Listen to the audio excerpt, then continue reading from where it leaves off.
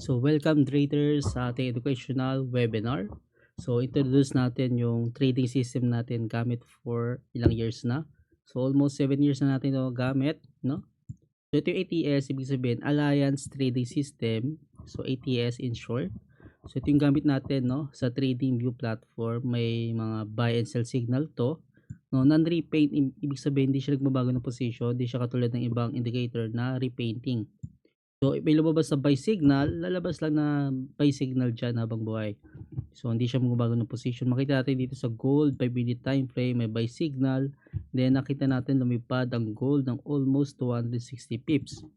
Then, may automatic key levels rin siya. Nakita nyo sa chart. Then, automatic market bias. So, ayun yung other tools na pwede natin gamitin, no, to trade. So, yung main focus natin dito is yung sa signals, no? Kung gaano ba ka-accurate gamitin ito, na pwede natin gamitin to as confirmation sa entry ng trade natin, pwede rin exit ng mga trades natin. So, titingnan natin yung mga statistic, no? Yung win rate ng signals natin. Share ko sa inyo mamaya. So, first, pakita ko muna sa inyo yung strategy tester natin. So, yung example dito, no? Sa 5 minutes, sa 3 minute time frame, tingnan natin. So, may buy signal tayo sa baba.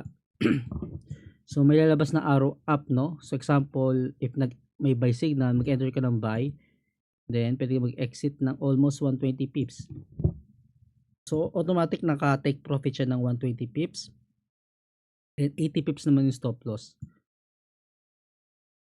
So, makita nyo dito, may sell signal sa taas. Nakita natin, nag-exit yung short natin or yung sell, no? Nag-take profit dito sa baba ng almost 120 pips.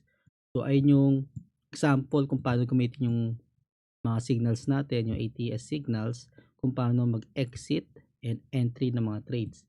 So, tingnan natin yung win rate niya for the past 1 year. Para makita nyo dito, so lagay natin to. So, makita natin, open natin yung strategy tester. So, ito is, ang time frame to? Punta tayo sa 5 minutes time frame. So, para makita nyo, sa 5 minutes time frame, so take note yung take profit and stop loss dito is 80 pips yung take profit. So, mali pala. 80 pips yung stop loss, then 120 pips naman yung take profit, no? So, yung mapapansin nyo, mas mataas yung take profit level. So, pakita ko na sa inyo yung win rate niya sa 5 minutes time frame. Then, ito yung pinaka-importante yung yung chart session, no? So, nakaset siya sa for the last 365 days or equivalent to 1 year. So, ito yung performance ng ATS signals natin sa isang taon. So, makita natin, start siya dito ng almost January, no? January 80, January 30, no? So, makita natin yung graph ng chart natin is overall positive siya in 1 year, no? So, makita natin yung total trades is almost sa 714. So, nasa 44% win rate, no? So, makita natin yung statistic ng trades natin. If titignan natin sa list of trades, so, ipapapansin nyo guys, so, kadalasan yung trades natin is nakaset siya sa 0.1 lot size kapag trade tayo sa MT5 platform. So, nilapit ko lang siya doon. Kaya, 120 pips yung take profit natin. Kaya, makita natin yung profit natin dito is malapit siya sa 120 pips, no? Kapag gamit is 0.1 lot size. And yung stop loss naman natin is nasa 80 pips, no? Kaya makita natin malapit siya sa 80 pips, no? Negative 90 USD. Makita natin yung mga trades natin sa 5 minutes time frame to. Ito yung statistics sa for the past year. So, punta naman tayo sa lower time frame. So, 3 minutes time frame naman. So, take note, no? Mas mababa yung time frame, mas maraming trades, no? Kasi mas mabilis matapos yung candle, no? Kaya mas marami yung mga trades natin, pero less accurate yung mga trades. Pero sa ATS natin, no? So, makita natin, mas marami na yung trades. So, makikita nyo, nasa 3,700 na, no? Then, same pa rin yan ng chart session is 1 year pa rin yan. So, nagkaroon siya ng drawdown noong August. So, almost negative 500 USD. Then, tumaas siya ng 10,000 USD, no? Noong December, then bumaksak ulit siya. So overall positive yung PNL natin dito sa 3 minutes time frame. Sa list of trades makita natin, so halos same lang. And punta naman tayo sa 1 minute time frame. So tingnan natin yung mga signals sa 1 minute. So ito may muscle tayo dito. So may sell signal dito, nakita natin nag-take profit siya dito, nag-exit ng short or sell. So almost 120 pips yan. So may buy tayo dito, native stop loss. So may sell naman tayo dito. So mapapansin nyo hindi natin yung stop loss dito kasi 80 pips yung stop loss natin. So pero buwaksak pa rin yung market and na-hit yung take profit natin, di ba? Then may sell ulit tayo dito. Na-hit yung take profit almost 120 pips, no?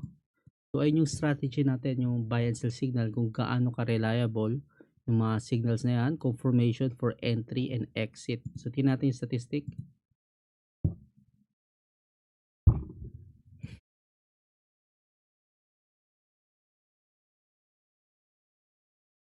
So 1 minute, no, wait lang tayo. So mas matagal kasi ito kasi mas madaming data ang titingnan ng market. So makita natin yung total trades dito is nasa 4,100, no. So overall profitable tayo, no. Nag-peak siya ng 15k USD na yun nasa 400 USD. So bumaksak siya nung December. So overall profitable pa rin siya, no. So based sa 1 minute time frame. So tingnan natin list of trades.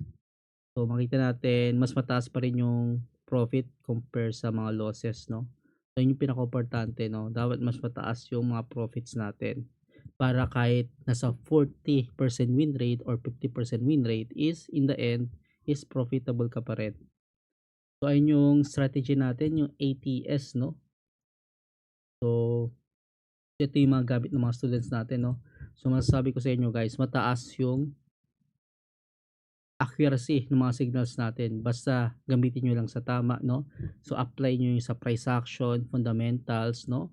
So wag lang tayo mag-base sa technicals, no, or sa price action. Magbe-base rin tayo sa economics, no, real time event, yung fundamentals, market sentiment, sinusundan natin yan. So guidance lang yung mga buy signal na to, no. Example dito sa gold may buy signal. So ito lang siya, signal siya as for entry, kung kailan yung best entry ng trade natin, no, or exit, no. Kapag nakapag-sell ka sa taas, pwede mo gamitin yung buy signal as exit strategy, no. Kapag may nakita kang buy, then naka-sell ka, na possible mag-pull back higher, no, pwede mo yan gamitin as a reason or confirmation to exit a trade. So ayun yung ATS strategy natin, no.